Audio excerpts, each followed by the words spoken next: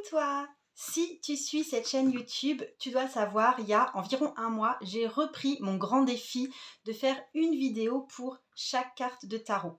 Donc si là t'arrives, tu vois, on va parler aujourd'hui du 9 de coupe, mais pour avoir accès aux autres cartes qui ont déjà été traitées, dont tous les arcanes majeurs, toutes les cartes de bâton, je te mets le lien de toute la playlist en dessous. Et on passe aujourd'hui au 9 de coupe, après avoir traité dans la suite des couples les personnages de la cour et déjà le 10 de coupe.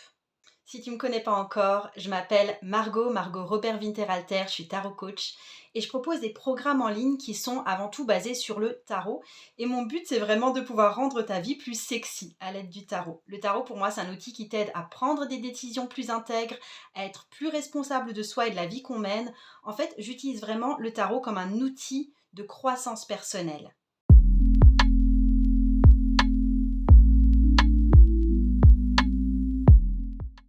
Et si toi, tu as envie d'aller plus loin que ces simples vidéos dans ta pratique du tarot, j'ai un outil pour toi que je propose actuellement.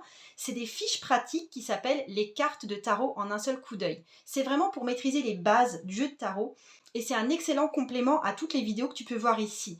Parce que là, les vidéos, elles sont très détaillées sur des cartes précises, donc ici, le 9 de coupe. Mais les fiches que je te propose, les cartes de tarot en un seul coup d'œil, ça va te permettre d'avoir une synthèse complète sous les yeux, un espèce d'aide-mémoire pour comprendre le tarot comme un système et pour comprendre chacune des cartes de tarot à l'intérieur de ce système. Donc je te laisse voir ça, je t'ai mis le lien en dessous de la vidéo. On y va pour le 9 de coupe, ici dans le tarot de Marseille. En fait, le 9 de coupe, enfin le 9 en général, c'est le dernier des chiffres avant de passer à la dizaine, avant de passer au 10. Donc on est en train d'être conduit vers la fin d'un cycle, on est en train d'aller vers du renouveau comme l'indique le nom même du 9. Si on fait un lien avec les arcanes majeures, on peut mettre en parallèle avec la carte de l'ermite qui est 9 et du soleil qui est 19. L'ermite, il va se retirer du monde pour montrer une nouvelle voie et le soleil, c'est vraiment l'émergence d'une nouvelle conscience qui pousse à une construction nouvelle. Donc les deux marquent le début, enfin la fin d'une ère et le début d'une nouvelle ère. On peut aussi faire un parallèle avec la carte de la lune parce que la lune, c'est le numéro, enfin c'est l'arcane majeur 18, donc 1 plus 8 égale 9. Et ici, on fait face à nos peurs inconscientes. On a su retrouver un peu le chemin de la maison. Donc le 9 de coupe, ça va nous montrer qu'on a su passer par le territoire de la lune, par les territoires de nos propres peurs, avec aisance. Je vais te montrer un petit peu d'autres cartes dans d'autres jeux du 9 de coupe. En fait, la carte du 9 de coupe, c'est vraiment une carte de souhait exaucé. Ici, dans le Mysterious Tarot, ici dans le Tarot of the Everlasting Day, ici ça c'est soit exaucé dans The Urban Tarot, ici c'est dans Art and Hands Tarot, ici c'est dans le True Black Tarot. Mais en gros, on est à chaque fois sur des cartes de bon présage. En gros, l'idée c'est tout va bien marcher. On est face à des images de luxe, de confort et aussi de désirs assez superficiels, mine de rien, qui sont comblés. Si on compare ça avec le 10 de coupe, qui est la carte qu'on a vue précédemment, en fait, le 10 de coupe, il va suggérer un accomplissement et une satisfaction au niveau relationnel et spirituel. Et le 9 de coupe, au contraire, il va suggérer une prospérité matérielle qui ressemble peut-être à de la prospérité spirituelle, mais qui n'en est pas. Donc ça peut être une carte qui représente peut-être une envie de plus de confort matériel encore. Avec les 9 en général, on approche de la fin et de l'accomplissement de quelque chose, mais on n'y est pas encore. On y est quand on passe dans le monde des 10. Mais le sentiment d'accomplissement presque parfait est presque là. Donc on est dans de la joie, on est dans du contentement, on est dans du rire, on passe à des plaisirs simples, on passe par du contentement physique. Donc il y a un espèce d'encouragement avec cette carte à s'engager pleinement, à profiter. Tu vois, pour moi, c'est la carte qui représente la fin d'une grosse journée, quand on s'affale dans le canapé, qu'on se sert un verre, qu'on est content de soi. Le danger qu'il peut y avoir avec cette carte, je trouve qu'on le voit bien ici, avec cette carte dans les Everlasting Day Tarot, c'est le danger qui est impliqué par le fait de trop avoir, ou trop avoir d'une bonne chose. Je veux dire, si on est trop relaxé, on peut être confronté à l'échec et au fait de ne rien faire. Si on a trop d'alcool, on bascule dans de l'ivresse ou de l'addiction. Si cette carte apparaît dans un jeu pour nous représenter, souvent elle est quand même en lien avec un peu le monde du rêve, des techniques intuitives comme étant des choses qui marchent bien pour nous. Tu vois, on est vraiment en lien quand même avec cette carte de la lune.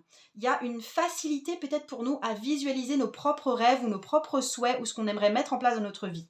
Et c'est aussi possible, si cette carte toujours nous représente, hein, c'est possible de nourrir les autres en les mettant eux-mêmes en contact avec leurs rêves. Il y a aussi peut-être, si cette carte nous représente, une tendance à se complaire dans ce qu'on imagine, à être facilement satisfait, à pas chercher plus loin. Du coup, on a tendance peut-être avec cette carte à rester coincé dans des désirs immédiats, dans des fantasmes, dans des illusions. Les neufs, en général, ça peut représenter des compromis qu'on peut faire dans la vie. Et on le voit là, on a déjà étudié cette carte du 9 de bâton qui représente de la défense, de la méfiance qu'on met en place. Et le 9 de coupe, c'est l'attitude d'éviter les soucis et les problèmes, de se concentrer sur ce qui nous procure du plaisir.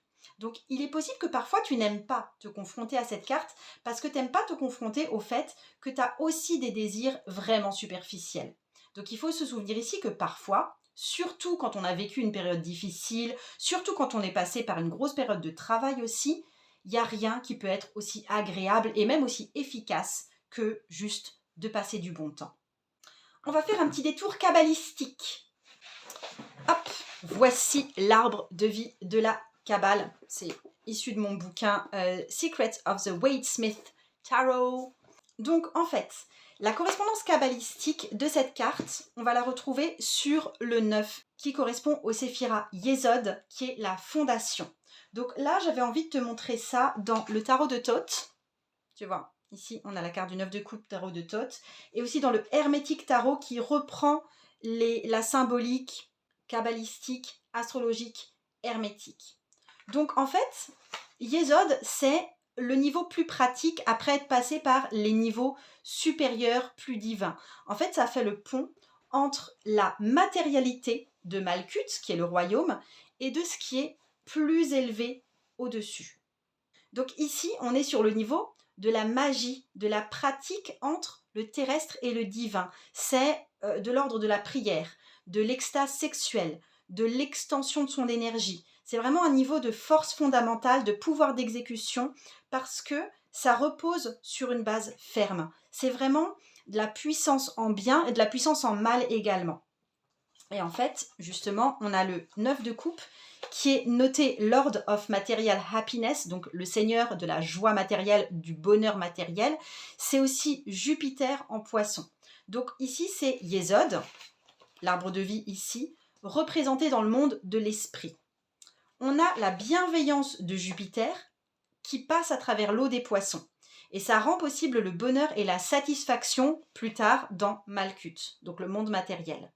C'est une carte de plaisir, c'est une carte de sensualité. Ça doit être comparé au 10 de coupe, où là, on voit apparaître un succès beaucoup plus durable. C'est vraiment ici la carte où, littéralement, tout le monde est content. On revient au pilier du milieu dans l'arbre de vie kabbalistique. Donc, c'est l'une des meilleures cartes dans le jeu de tarot de Thoth ou les autres jeux qui se rattachent vraiment à une tradition très Golden Dawn, très ésotérique, très kabbalistique, très astrologique. C'est vraiment la stabilisation du signe des poissons. Donc on est sur Yesod qui est la fondation, c'est le Séphira qui stabilise tout l'arbre de vie. On est dans un environnement plus cosy, on est dans un environnement plus satisfaisant. Et j'en ai fini avec ce 9 de coupe. D'ici un mois environ, je pense que je ferai la vidéo pour le 8 de coupe, qui est une carte sans doute plus difficile. Je te le répète, pour avoir accès directement aux cartes à leur place dans le jeu de tarot, je te propose mes fiches gratuites, les cartes de tarot en un seul coup d'œil. Ce sont des fiches pratiques, c'est gratuit, le lien est en dessous. Et puis je trouve aussi que cette carte, c'est une bonne carte pour ouvrir l'année 2025 parce qu'elle représente le succès, la satisfaction, le contentement, tu vois, on est bien là. Ciao!